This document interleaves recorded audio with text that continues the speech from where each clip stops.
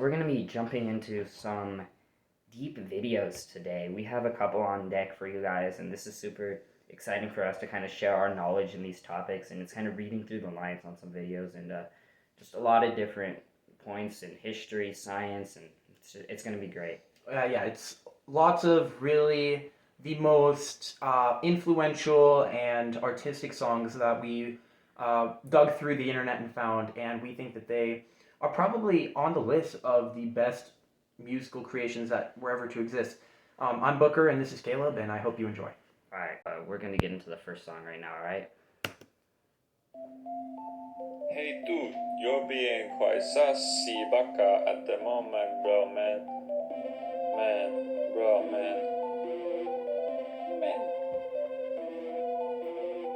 Sussy Baka, Sussy Baka, Sussy Baka, Sussy Baka. You are being a Sussy Baka. Sussy Baka, Sussy Baka. Okay, let's rewind it 5 seconds here. Just pay attention closely to the words you. Sussy Baka. Right there. Okay, so this is the line, and this references back to the 1950s when in South Africa there was these native populations that had just an infestation with silver-thorned snakes, and these were small, like about 3 or 4 inch long little vipers that would hide in the banana trees. And in these villages, they would take gorillas and they would send them up the trees. They train them to throw the bananas down, but these vipers would slither through the banana tree and attack the gorillas, killing a lot of them and injuring most of the rest of the population that they used to collect these bananas. And because America at this time was the sole almost influencer and funder of these banana corporations, almost a banana republic, but not quite, they sent troops from the U.S. Army down into South Africa, into these villages to eradicate the silver-thorned snakes. And they were almost successful in eradicating the entire population, almost to a point where it was extinct.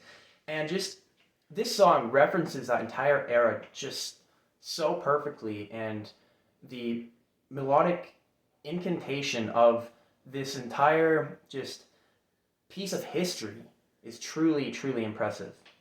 Exactly. So you could listen to this song 15 times, 20 times, 30 times, and you would learn something new every time you listen to it. And that's why this is just so perfect, because just every time you listen to it, you just focus on one verse, and you could have an hour's discussion. We are just touching the blatant surface. Just the tip of the iceberg. Yeah, exactly. Let's continue.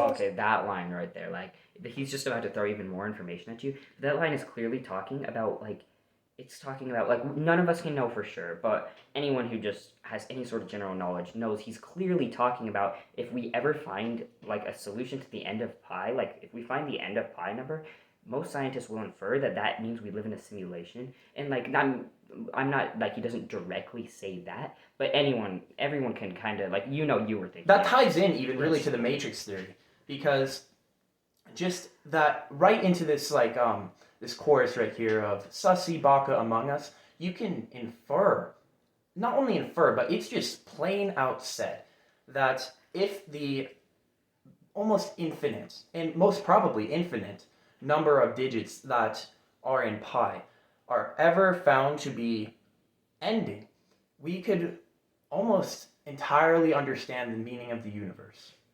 Yeah, it's just so crazy that this just amazing song was put together into a collection so that he can bring up so many of these just crazy points like that, exactly this whole theory in a minute 31 song.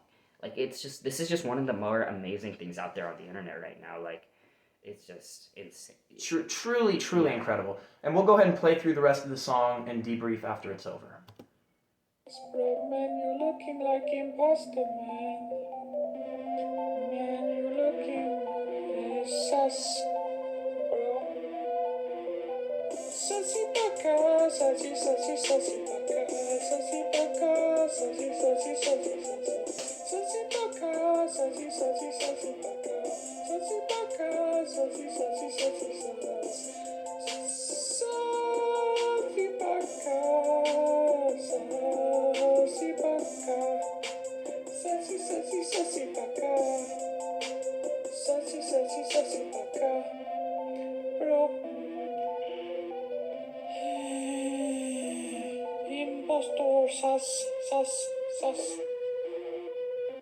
That's incredible. Oh Like, my god.